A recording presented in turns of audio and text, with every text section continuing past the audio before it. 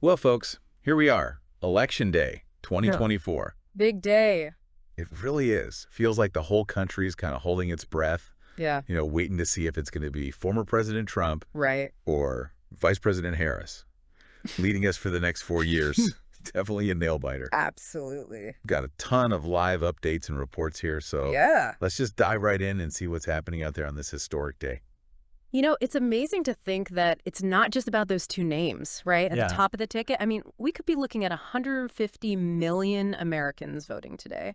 That's a lot of people. Huge chunk of the country. Yeah, really making their voices heard. It's pretty incredible. Absolutely. And it's so easy to get, Yeah. caught up in the horse race and who's ahead and all of that. Right. But ultimately, this is about, democracy in action. Absolutely. And that process itself is pretty fascinating. It is. You've got, the popular vote, then the electors. It stretches out for months Right. before the new president's even sworn in. And while the Electoral College might seem like, this really old system, Yeah, it's still what we've got. it is what we have. Yeah. So understanding how it works is key to understanding how this election is going to play out. Especially because it seems like so much is riding Oh, yeah. on just a handful of states. Right. They're swing states. Yeah, those Yeah. 7 toss-up states. Exactly. Arizona, Georgia, Michigan, Nevada, North Carolina, Mm-hmm. Pennsylvania, and Wisconsin. I mean, the Cook Political Report's saying they're basically calling the shots this time around. Pennsylvania in particular has been a real battleground. But absolutely. I mean, they had the only debate there. Harris launched her economic platform from Pennsylvania.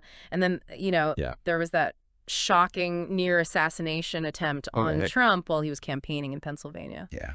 You can really feel the energy Oh, yeah. in those states. Absolutely. And we already know over 81 million people have voted early, I know. which Well, just blows my mind. it's amazing, right? I mean, does that tell us anything about what we should expect tonight? Yeah. I mean, does it give us any clues? Well, it definitely adds another layer of complexity. Okay. Because in 2020, we saw mail-in ballots favored Democrats. Right.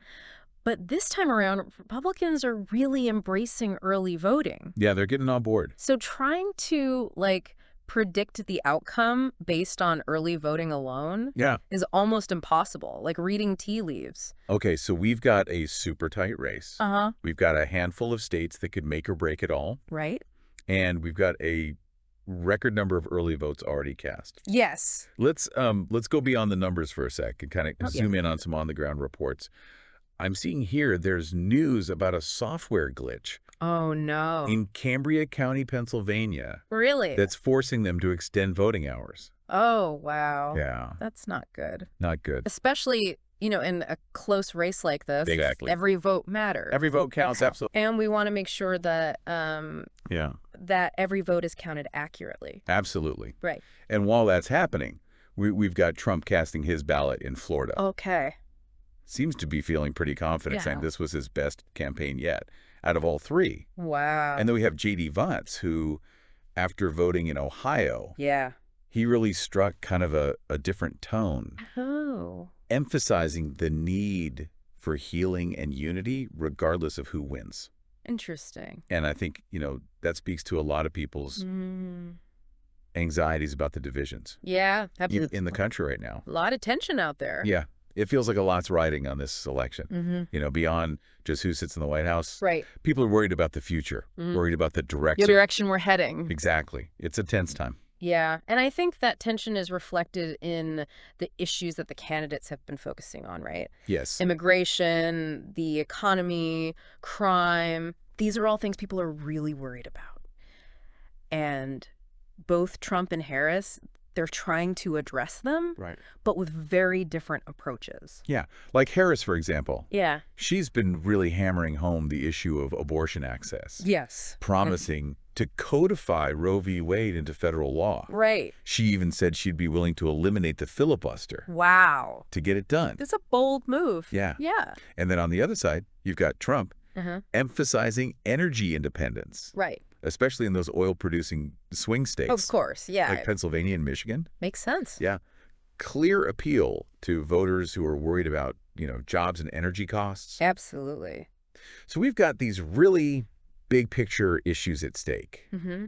We're seeing some pretty stark differences Yeah. in how the candidates are approaching them. But what I find really fascinating are some of the smaller details and anecdotes that have come out today. Oh, I love those. Yeah, they give you a real sense of Yeah, the mood. the mood. Look, Exactly. what have you found? Well, first off, we have Nigel Farage, Okay. the British Yeah, politician, right. suggesting that Harris should pardon Trump if he loses. Wow, that's a bold suggestion. It is. What do you think that says? It makes you wonder, is he trying to preempt unrest or even a contested election? Yeah, maybe. It definitely says something about how much anxiety there is Oh, yeah. around this election. Absolutely. And then you have this interesting connection that Tim Walz's wife made, Okay. linking providing tampons in all school bathrooms, Okay. including boys' rooms, All right. to helping kids learn to read. I mean, that's definitely an interesting connection. I'm not sure I follow the logic entirely, Yeah, it's a little out there. but it's getting people talking. It is. It is. That's for sure. And speaking of unexpected connections, Yeah. how about Megyn Kelly Oh, rallying for Trump? now that is a surprise, It is, given their history. especially with her calling him a, quote, protector of women. Yeah, people are definitely raising eyebrows at that one. For sure. It just shows how this election is shaking things up. Absolutely. All the old alliances and rivalries, Exactly. everything's getting turned on its head. And Roberto Clemente Jr., Okay. such a prominent figure in the Latino community, Mhm. he endorsed Trump too. He did. Yeah. Emphasizing goodwill and unity. Wow. That's a significant endorsement for sure.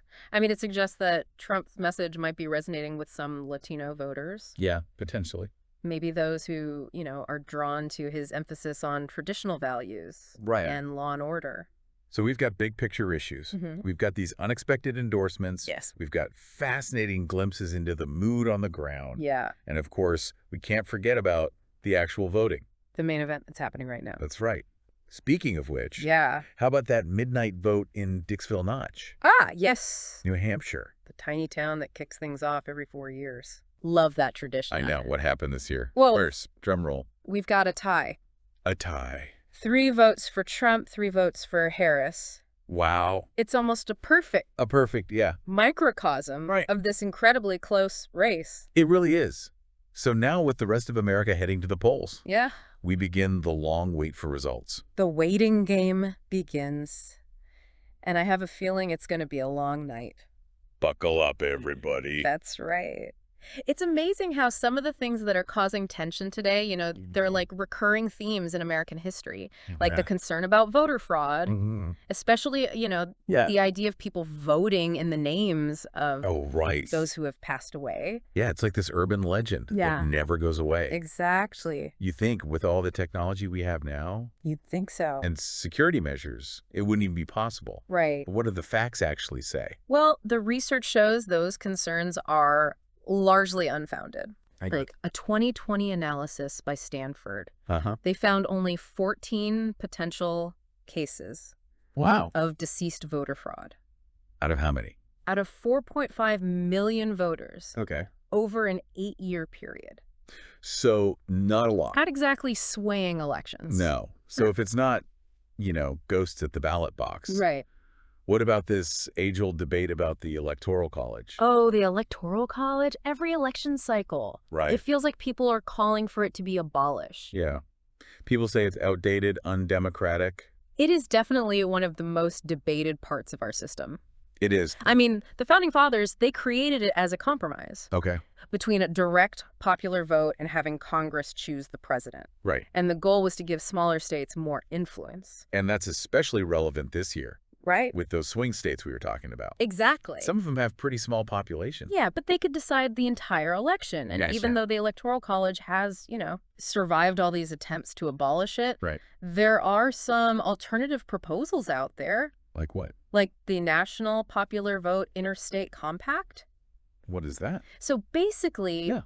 it would require states that sign on to it Mm-hmm. to award their electoral votes to the winner of the National Popular Vote. So a candidate could lose the Electoral College, Yes. but still win the presidency. Theoretically, yes. Hmm. If enough states sign on.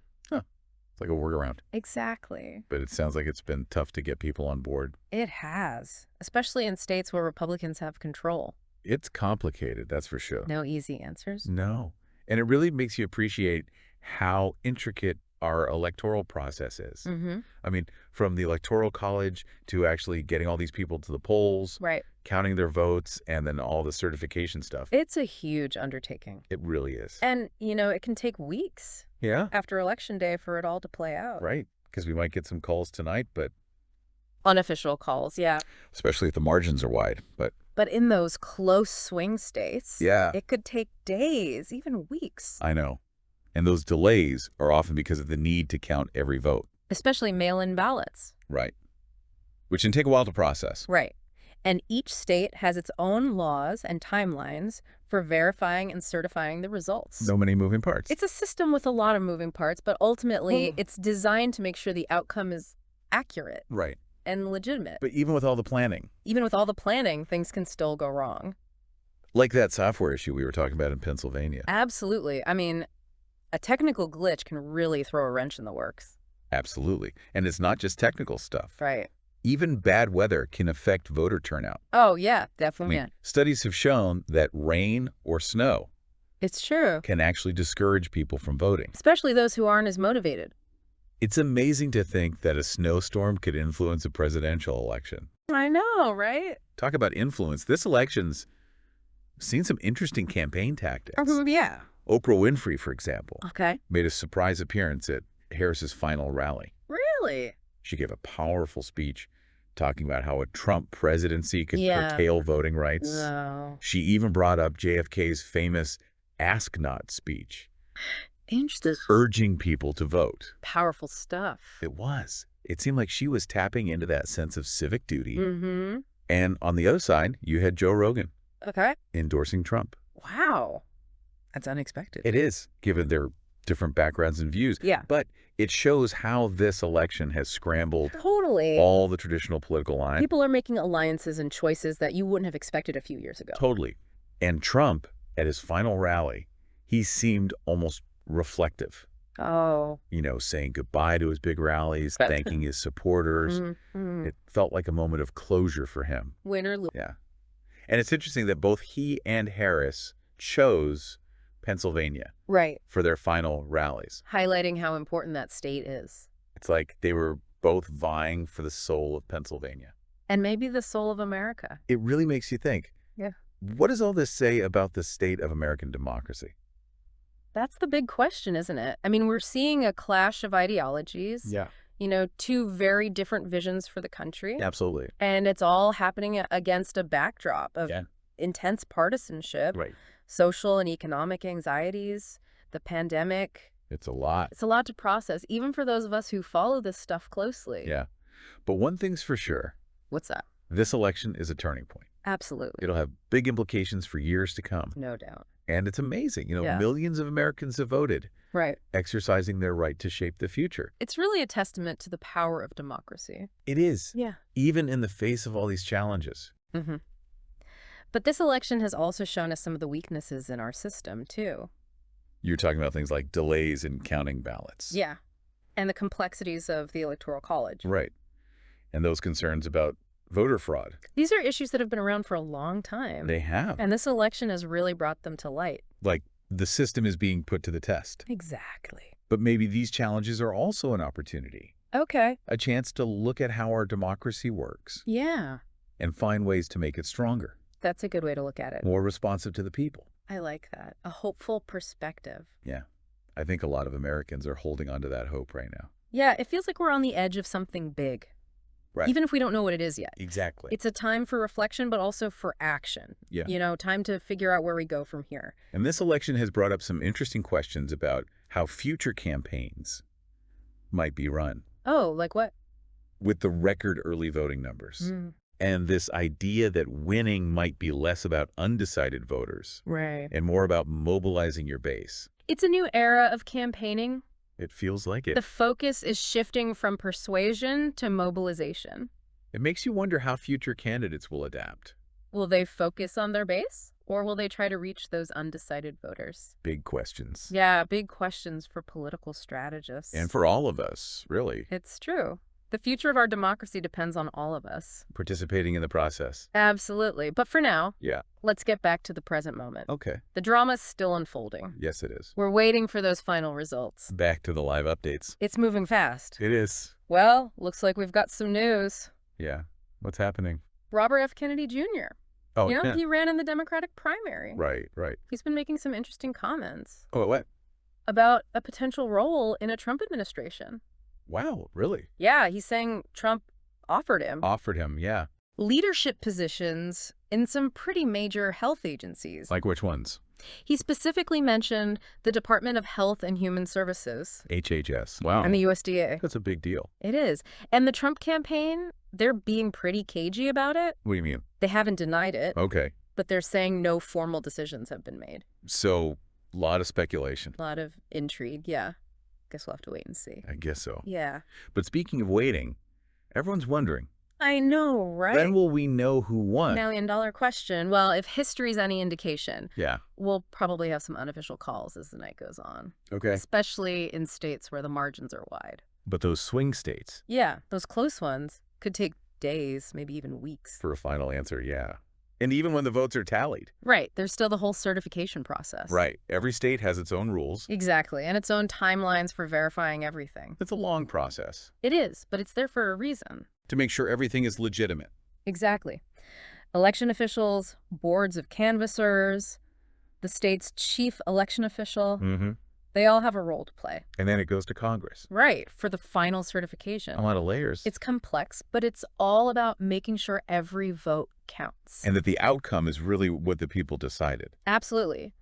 But while we wait for all of that to play out, Yeah. it's pretty wild to think back on what a day it's been. It's been a wild ride. Early voting records, swing state battles, unexpected endorsements. Even those technical glitches, It's been nonstop. what stands out most to you? Honestly, just the intensity of it all. Yeah. It feels like the stakes have never been higher. The divisions are so deep. But at the same time, Yeah. I'm also struck by how resilient democracy is. I know what you mean. Despite everything, people showed up. They They made their voices heard. That's something to celebrate. No matter who wins in the end, Exactly. it really shows you the power of the people. And their belief in the system. Absolutely. So as we wrap up, Yeah, I think it's important to leave our listeners with something to think about. definitely. This election, it's been a mirror A mirror, yeah. reflecting who we are as a country. Showing both the good and the bad. And it leaves us with a lot of questions Big questions, yeah. about how we do elections in the future. With all the early voting and the focus on the base. It feels like we're at a turning point. So here's a thought for everyone listening. Okay, What does all of this tell us about future campaigns? right. And what does that mean for American democracy? It's something to think about as we move forward. Absolutely. Yeah. A new chapter. Thanks for joining us on this deep dive. We'll see you next time.